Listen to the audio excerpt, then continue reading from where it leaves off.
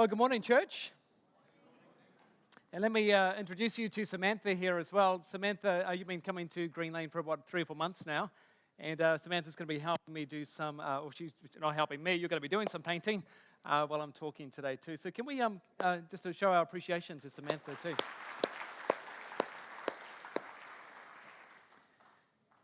If you've got young children and you've ever been on a road trip, you will know that there's a particular question that comes through from the back seat pretty early on in the trip.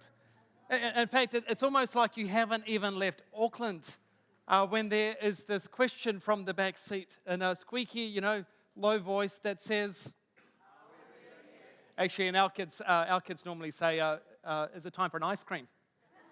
But that's the question I was thinking about, because that's the one that's next with our kids. Are we there yet? And as your pastor, it's a question I actually hear on the lips of adults from time to time as well in this journey of life. As we're kind of journeying through the various terrains and we hit some road bumps and we hit some hazards, it's not uncommon to hear a phrase like, are we there yet? Tends to be voiced in different ways, doesn't it? How long will I be in this messy situation? How long will I feel the way I'm feeling right now? How long will I be in this dark tunnel before I see any light? Are we there yet? Is it just around the next bend? Is it just like a few more minutes, or is it like thousands and thousands of kilometers to go? Are we there yet? How much longer? Welcome to the land between. It's that place in life where you're no longer where you once were, and you're not where you want to be either. This land between that is this wilderness, this dry, dusty, barren place that we find ourselves in at some point. We often find ourselves there in a sudden event or random conversation that happens. Your supervisor calls you in for a meeting. And before you've even, grabbed a seat, your supervisor says, I'm sorry to tell you, but your department has been closed. Your job is disestablished.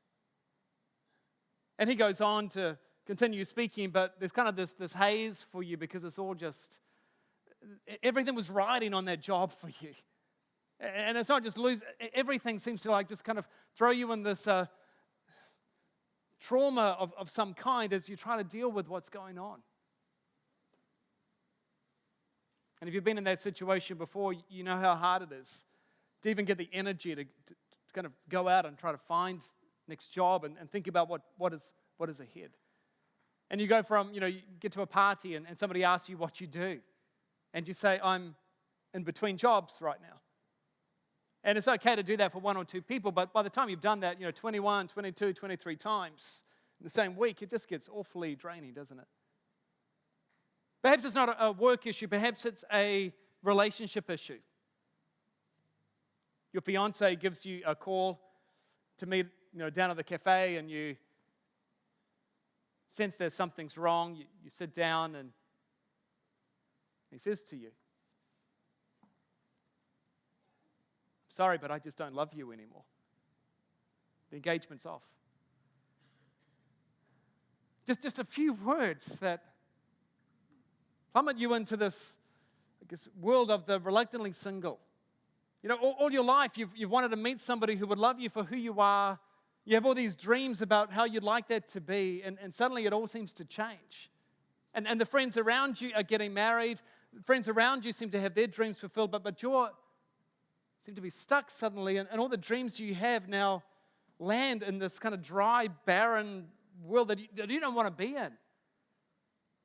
Or it might be that your parents call you around it, and you sit on the couch, and you hear those words, your dad and I are getting a divorce.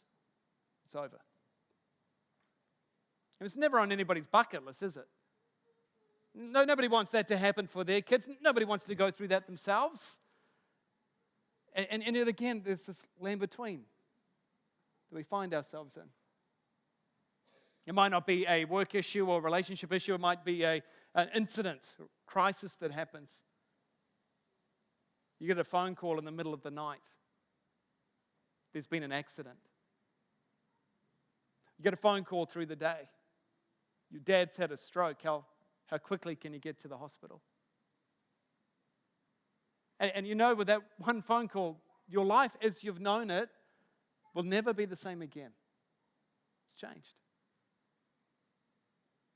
Or a doctor's appointment that you've been waiting for to hear the results of some test that you took a few days back.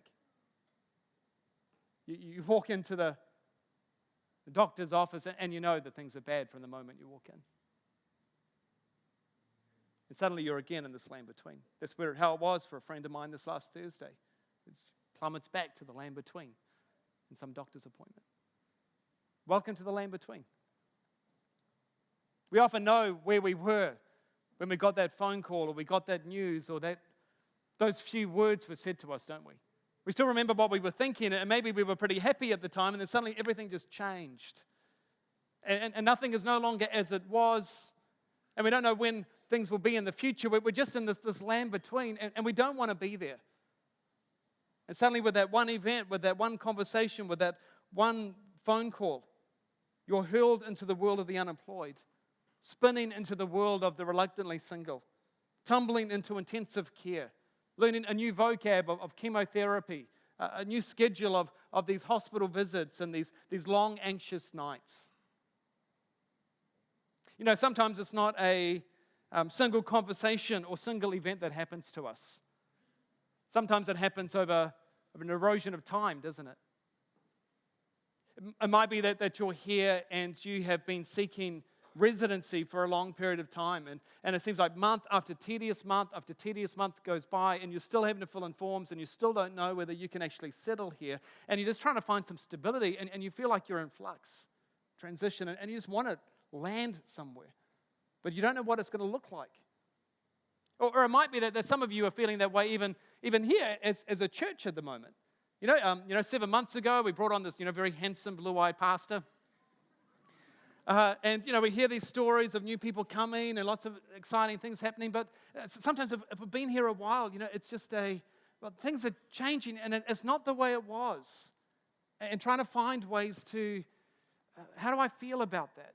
And some of you might feel like the land between in the midst of that. Or it might be that you're a parent of teenagers and you walk past, that photograph on your mantelpiece and you pick it up of your 7-year-old daughter. And she looks so innocent. She looked so cute back then. And you remember those times when you would just have these heart-to-heart connections. And the way she would even speak about God. But now she's 17. And it seems like she's drifted away from you and she's drifted away from God. She's not the person she used to be. And you don't know what the future holds. Maybe you feel that way in your marriage. The mantelpiece, you see a photograph of the two of you when you got married and you look so happy, but now things just don't feel that way. Or you visit an aging parent, an aging spouse, and their memory's fading. And it doesn't seem like they're the same person anymore. And you visit them and it seems like they don't even recognize you anymore. Welcome to the land between.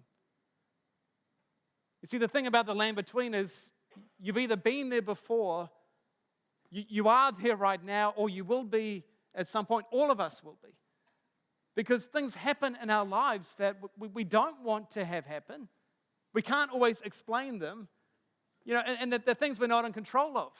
The things that often happen to us, real estate prices change, job situations change, some health things, some freak accident. And we find ourselves in this land between. And if that's where you are today, let me show you where you are. You're here. This barren place, this is a real piece of real estate in the Middle East, the Sinai Desert. On the top left, you'll notice it's nice and green and flourishing. That's Egypt. On the top right, it's also green and flourishing. That's the Promised Land. And this real piece of real estate is the journey the people of God, the ancient people of God, the nation of Israel, were on. They came from the top left. They're going to go to the top right. But this book we're about to step into is all about their journey in this dry, barren Sinai desert, which we're calling the land between. So let me give you some of the backstory as it relates to this. There's, if you've seen the movie, the Prince of Egypt or Moses, you'll know some of the history of the story that the people of God. At one point, they were in Egypt.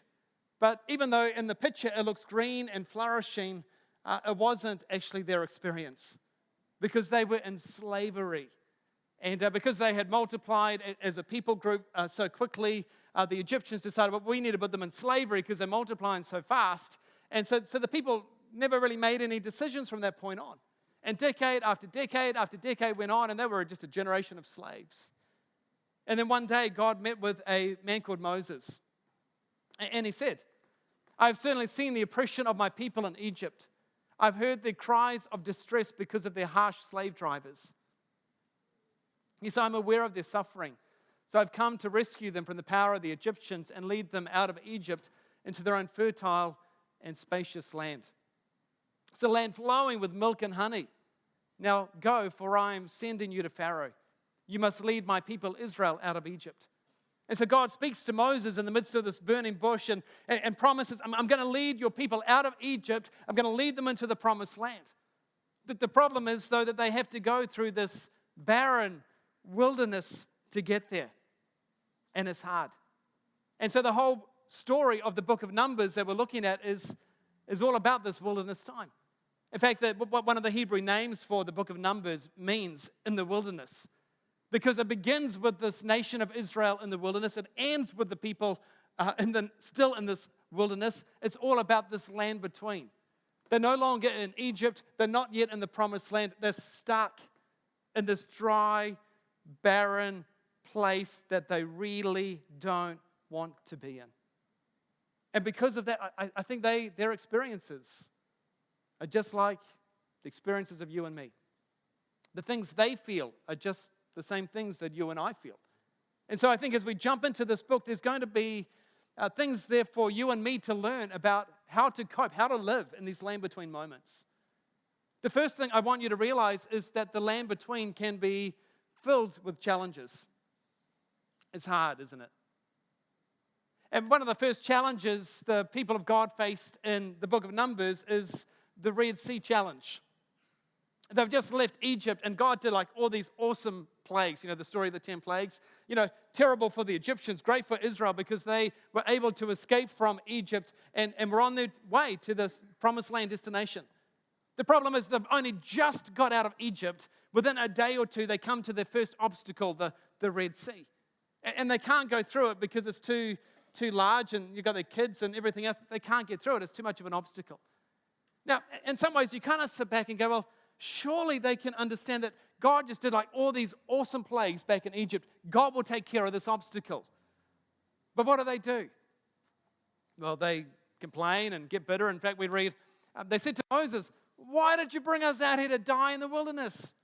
Weren't there enough like graves for us in Egypt? Didn't we tell you this would happen while we were still in Egypt? We said, leave us alone.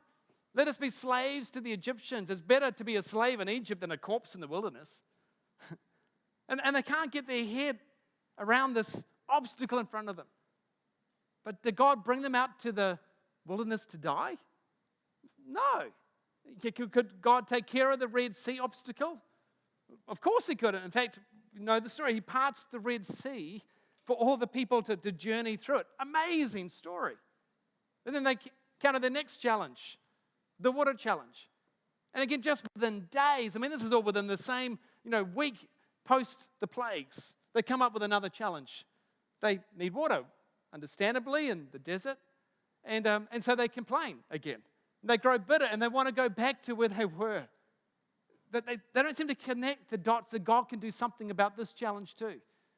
Did God bring them out in the wilderness to die? No, God brought them here and God could provide water. In fact, God brings water out of a rock. Again, this amazing story. And then they encounter their third challenge about food. The daily bread challenge. I mean, where are we going to get food, Moses? Did God bring us out here to die? We can't see any food. And again, they don't seem to connect the dots. So God did the plagues, God did the Red Sea, God did the water. And again, within days, they're complaining about food. And then God brings like manna from heaven. He brings quail from the skies, and the people eat. All along, they've got these challenges. And they don't seem to understand that God is able to do something about the challenges. And here's the question I've been asking as I've been wrestling with this book. What if the land between could actually be this space in our lives that God can use to do something in us? What if this land between could actually be used by God for whatever reason we're there? What if it can be used by God to actually make us a better version, you 2.0? What if the space in our lives wasn't wasted, but it was actually transformative for you and me? In fact, as we look at why God brought the people into the wilderness, we find that that's exactly what God had in mind for the people of God. This is what we read. When Pharaoh finally let the people go, God did not lead them along the main road that runs through Philistine territory, even though that was the shortest route to the promised land. God said, if the people are faced with a battle, that they might change their minds and return to Egypt. So God led them in a roundabout way through the wilderness toward the Red Sea. In other words, God looked at the people and he saw they're not ready for the challenges that lie ahead. They're not ready for this. Back in Egypt, they were really just random individuals that were slaves, not used to making their own decisions. They were chattels that belonged to someone else. But suddenly now they are, meant to be into a nation. God wants to shape them into the nation of Israel, a place, in the future when they get to the promised land where they will be responsible for their own decisions. But they're not used to that.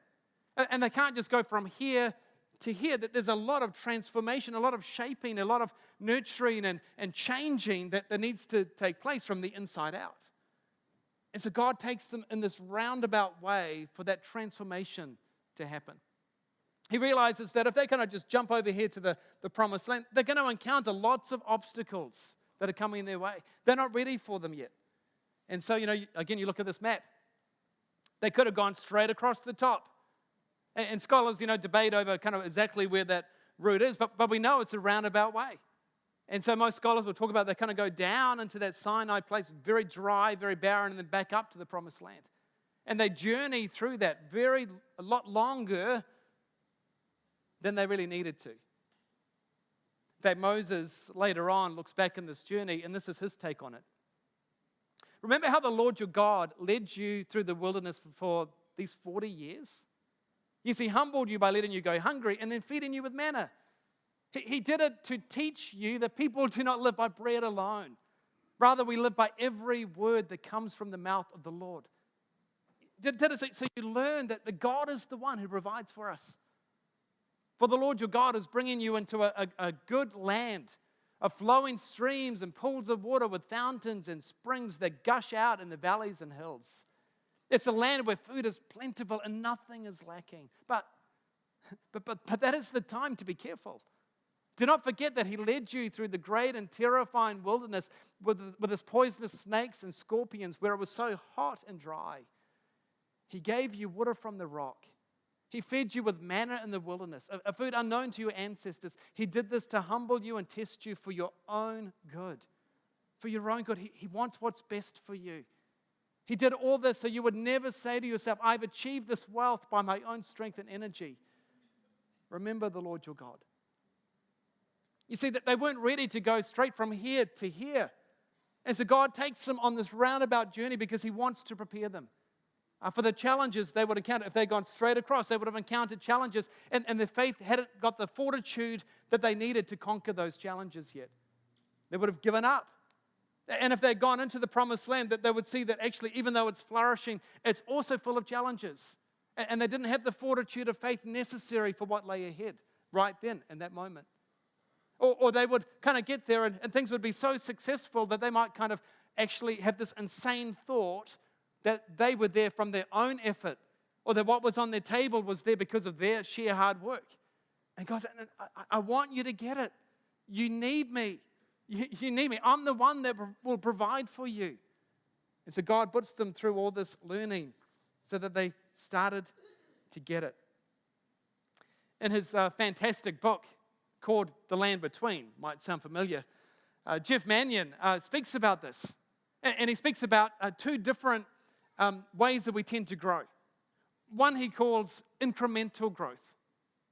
It's that those times in our lives where everything's going well. So we've got a good job, decent income, kids are in a happy space, our marriage is going well, we kind of just, head along to church, going to our cell groups, and we're kind of growing, millimeter by millimeter, little things, and that's good. There's these moments in our life, and they're there to help us for when the other type of growth can happen, which is transformative growth, kind of quick growth, rapid growth over here. Incremental growth tends to happen when life is going pretty well. Transformative growth can happen when life is in this land between, when it's tough. You see, in the land between, it's almost like this greenhouse where our faith can thrive and grow and develop. And that's what we see with the people of God in the book of Numbers. It's almost like the land between is this university. I mean, you can call it the land between university. Course 1, the Red Sea course, where they had to learn. When you come up to a new obstacle, even though it might seem impossible, realize God can do the impossible. God can lead you and guide you, walk with you through the obstacle, the Red Sea, whatever it might be. Course 2, the water from the rock. Realize God can bring life from what was kind of like dead. I mean, if God can bring water from a rock, surely God can do a whole range of other things. Tries to get the people to go through that whole lesson. Course 3, the manna course. That when you need food on your table, realize God can actually provide for you. And so, God can bring manna from heaven. He can bring quail. He can do whatever. Realize that this is what God provides for his people. You see, the land between can be a glass house for transformation, for transformative growth. Over the last few months, I've met with many of you who have shared stories of some of these land between moments in your life. Times when things have not been going so well. Might be with health challenges, financial challenges, work issues, a whole range of different things. And some of you have said to me in those times, I would never wish for anybody to go through that.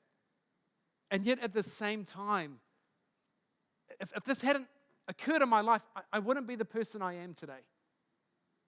Back here there was kind of incremental growth happening, but now I went through this greenhouse where my faith thrived. And I've come to know God in a way that I didn't know about God before. I've come to realize God is present with me in these situations, kind of different in some ways to before.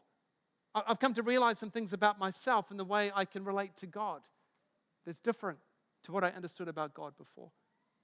And we'll probably share some of those stories with you during the series. I might share some of my own stories and learnings with you from life as well. But certainly in this land between, Numbers and I think life experiences show us that the land between can be a glass house for transformative growth. But here's the thing. While the land between can be a glass house for transformative growth, it can also be a cemetery where faith is buried.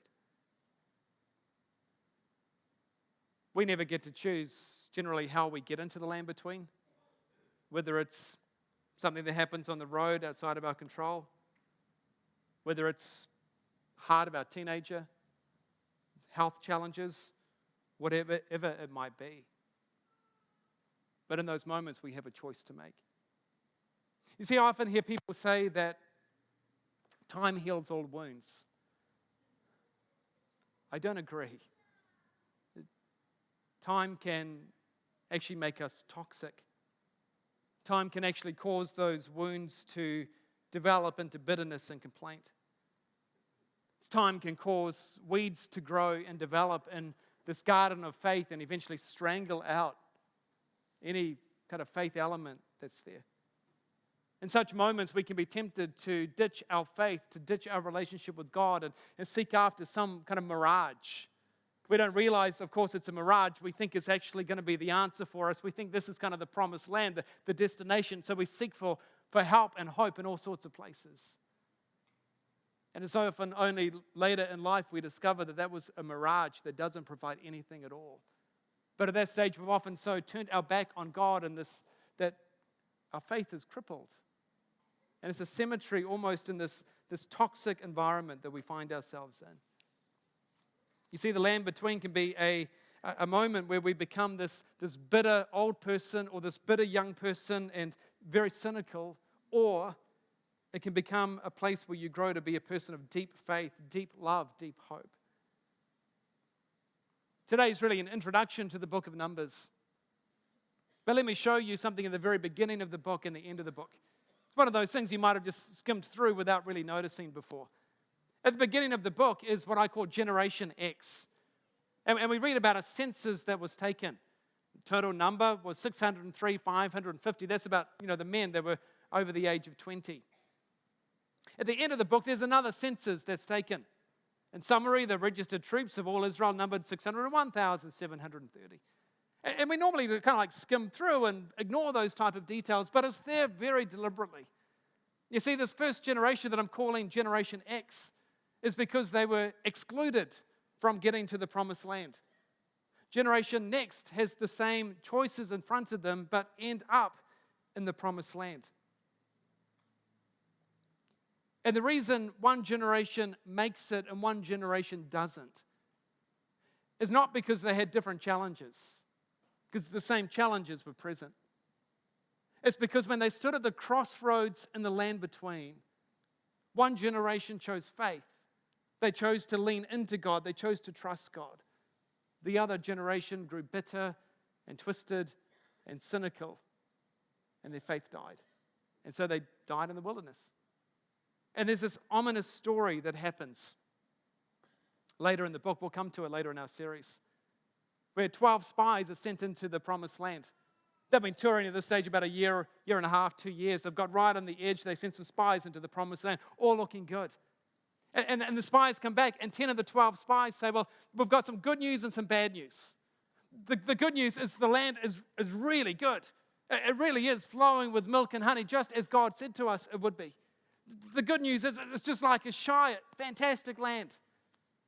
The bad news is humanly impossible for us to enter into the land. The people there are like much larger than us. I mean, we're like hobbits compared to, these giants in the land. We look at them and they're like fortified cities, and we can't get into there. All these challenges. So our advice is that we would, curtail back to Egypt, where it was really green and flourishing, right? And so they rally the people, and then there's a speech. Their voices rose in a great chorus of protest against Moses and Aaron. If only we had died in Egypt or even here in the wilderness, they complained. Wouldn't it be better for us to return to Egypt? Then they plotted among themselves. Let's choose a new leader. Now let's go back to Egypt. Of course, forgetting that they were slaves in Egypt. Could they have entered into the promised land, even with its challenges? Was it humanly impossible? Well, humanly, yeah, but not with God. With God, God had just showed them that, I parted the Red Sea. I did the plagues. I brought water from a rock. I brought like manna and quail for you. I provided all your needs. All there to develop within you the fortitude of faith so that you know that I can do these things. But as soon as they see a new challenge, they just abandon ship. Nothing to do with Moses or God. It's going to do things themselves, even go back to the way things were. Crazy story. The new generation, as we're going to see, will come to the very same spot. With all those same challenges, nothing has changed. You will choose faith. And we'll believe, because of what we've seen God do, we're believing that God can conquer We believe God can lead us into this new land and that these promises that God have given to us can be fulfilled. And the New Testament picks up on this. It says to the church then, as it would say to the church today, you and me, I don't want you to forget, dear brothers and sisters, about our ancestors in the wilderness and the land between long ago. All of them were guided by a cloud that moved ahead of them. All of them walked through the sea on dry ground. All of them ate the same spiritual food. All of them drank the same spiritual water. Yet God was not pleased with most of them, and their bodies were scattered in the wilderness. These things happened to them as examples for us. They were written down to warn us who live at the end of the age. Paul says there is this land between. And in this land between is this crossroads. And at that crossroads, you make a choice. That will you allow this circumstance, this thing that's happened, to be a greenhouse where your faith develops and grows? Or will this be a cemetery where your faith will die? You know, if I asked you to put your hand up today, if you were a parent having trouble with your kids or grandkids, I would imagine there would be lots of hands going up. If I asked you to raise your hand if you're having trouble with parents or in-laws, I'm guessing lots of hands would go up. If I asked you to raise your hand if you were having trouble with finances, work issues, health challenges, deep grief and disappointment, there'd be a lot of hands that would go up. We find ourselves in this land between, right? And on our lips, is that how much longer, how much further, how long will I be in this mess? But I want you to realize that the land between, where many of us are right now, is this, it's fueled with possibilities. It can actually be a place, a season, where God will do His deepest work in you. Or it can be a place where you just shrivel up and die. And while you can't choose to be in the land between, it's often made for us. You and I can choose how we will respond in these land between moments. You see, whether the land between is a greenhouse or a cemetery comes down to you and me. While the land between can be a greenhouse for transformative growth, it can also be a cemetery where our faith is buried. You know, there is one that stood at the crossroads of the land between. His name was Jesus. And the New Testament speaks about how very early on in Jesus' ministry, Jesus went out to the wilderness, possibly the same wilderness. And he spent 40 days in this wilderness, paralleling the 40 years that Israel had in this land between. And Jesus faced the very same temptations that the people of God faced back here, thousands of years earlier. And while here, Jesus got through the temptation. And so, as the story says, the devil came to him and said, well, you're hungry, turn these stones into bread.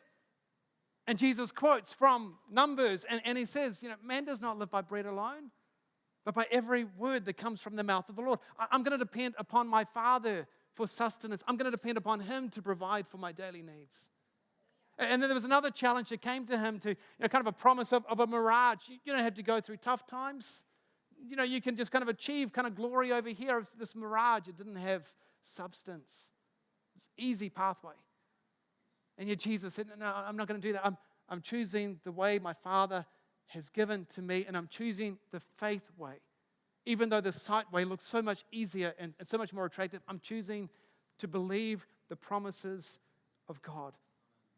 And so that temptation prepared Jesus for the ultimate test that would come his way. And 3 years later, Jesus would voluntarily die on your behalf and my behalf, believing that his Father would raise him up again on the third day, bringing life to everyone who would choose to believe in Jesus. Which means anyone who has confidence in Jesus, anyone who believes in Jesus, if we just kind of lean into Him, even though it sometimes doesn't make sense, we'll get to the promised land. Because Jesus has arrived there and says, if you just kind of buckle yourself to me, hitch your ride to me, trust in me, I'll get you there too. You don't have to just try harder. You just need to believe that I will get you there. Follow my way. I'll get you there. Jesus says to His followers, says to anyone, come to me, all you who are weary and heavy burdened, which tends to be what we feel in these land between moments. And He says, take my yoke upon you and learn from me, for my yoke is easy and my burden is light. It's just trusting, clinging to Jesus, just like a child can. I'd like to invite the ushers to begin distributing our communion.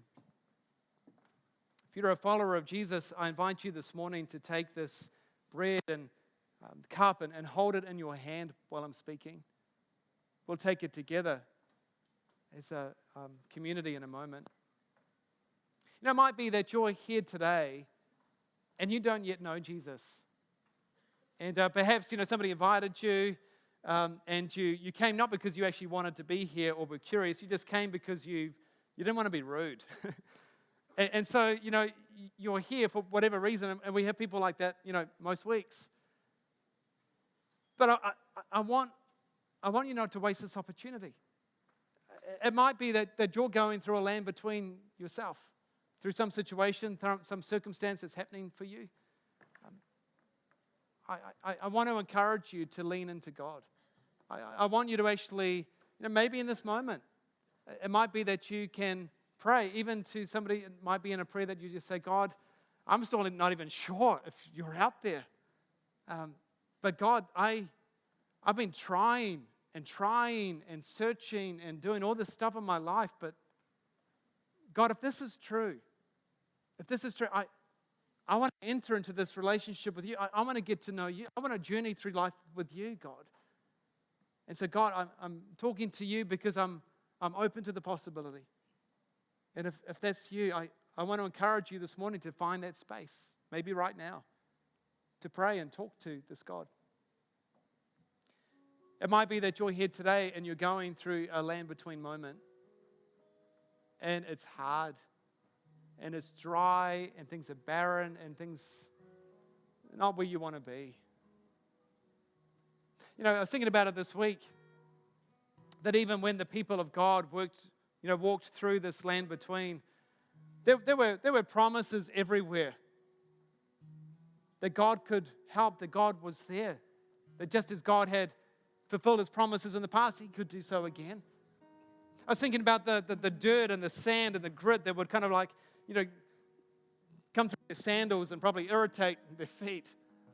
And the way that God had promised Abraham and Sarah when they were without children and they were infertile and looked like, they could never have kids. And God said, I'm going to make your offspring as numerous as the, sand on the seashore, like the dirt you could see. And so as they're kind of walking through the wilderness and the sand and stuff is coming through, it's almost like this reminder, God is keeping His promise. I mean, look around. Moses could say there's hundreds of thousands of people in fulfillment of that very promise that He gave to Abraham and Sarah when they had no children. Or at night when they looked up at the sky and there were these stars, and maybe the people could remember His promise to Abraham, I will make your offspring as numerous as the stars in the sky. These reminders everywhere of God's promises. The sun rose in the morning as it set at night. Reminders that God had created this world. God was still in charge. God was still in control. God knew what was going on. God went ahead of them, the cloud of fire by day, pillar of fire by night, guiding and leading, being present with His people. There were footprints along the way, guiding the people. And though they might not see the footprints, God was there, guiding and leading. He hadn't abandoned them. And maybe today you just need to set your eyes again, not to see just the difficulties, but to see that God is present. Remind your hearts of what God has done in the past. Anchor yourself in this story of God throughout history. God has been active. God shows up. God brings His people from where they were to bring them to the promised land. And all we need to do is believe. To trust that what God says is true. To trust that who God says He is true. God is faithful. God is in charge. God can do what He says He can do. And He will get us to the very end. What if we can join together as we pray?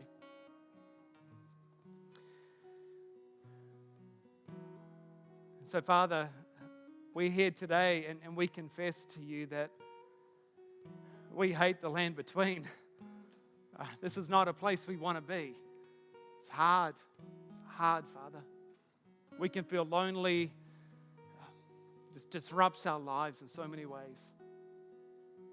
But today, God, we've heard that this land between can be a season, a space in our lives where You can do Your deepest work. And so, God, for whatever reason that we find these places, we pray that that would be true for each one of us. That we wouldn't grow to be bitter, twisted, cynical people who ditch You and ditch our faith. But we would grow to understand that You, God, are right here, that You, God, are faithful, that You, God, can do as You say You can do. And so, God, we take this bread and juice, take this bread and cup because we believe that Jesus died for us. And we believe He rose again. And we believe infused in these elements is this reminder that You can do the same thing in our lives once again. That You will save us, that You are saving us, that You will restore all things as You promised to do. And so we take this bread and this cup and we say to You in doing so that we believe, God, and we choose faith even in these land between moments. In Jesus' name, amen. Let's take and eat together.